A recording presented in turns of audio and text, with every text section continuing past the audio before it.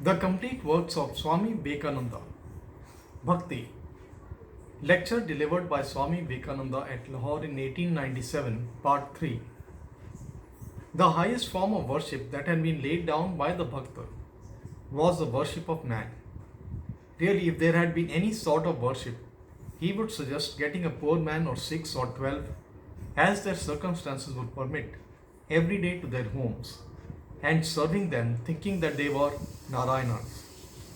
He had seen charity in many countries, and the reason it did not succeed was that it was not done with a good spirit. Here, take this and go away. That was not charity, but the expression of the pride of the heart to gain the applause of the world, that the world might know that they were becoming charitable. Hindus must know that according to the Smritis, the giver was lower than the receiver, for the receiver was for some time being God Himself. Therefore, he would suggest such a form of worship as getting some of these poor Narayanas, of blind Narayanas and hungry Narayanas, into every house every day, and giving them the worship that they would give to an image, feeding them and clothing them, and the next day doing the same to others.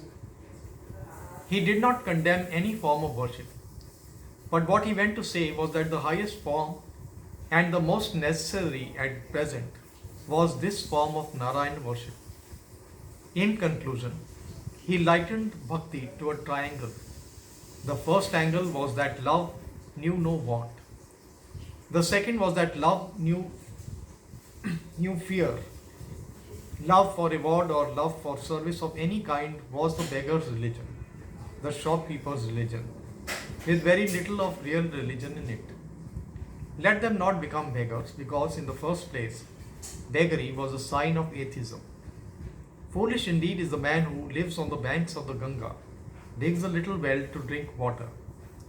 The bhakta should be ready to stand up and to say, I do not want anything from you, Lord. But if you need anything from me, I am ready to give. Love knew no fear. Had they not seen a weak, frail little woman passing through a street, and if a dog barked, she flew off into the next house?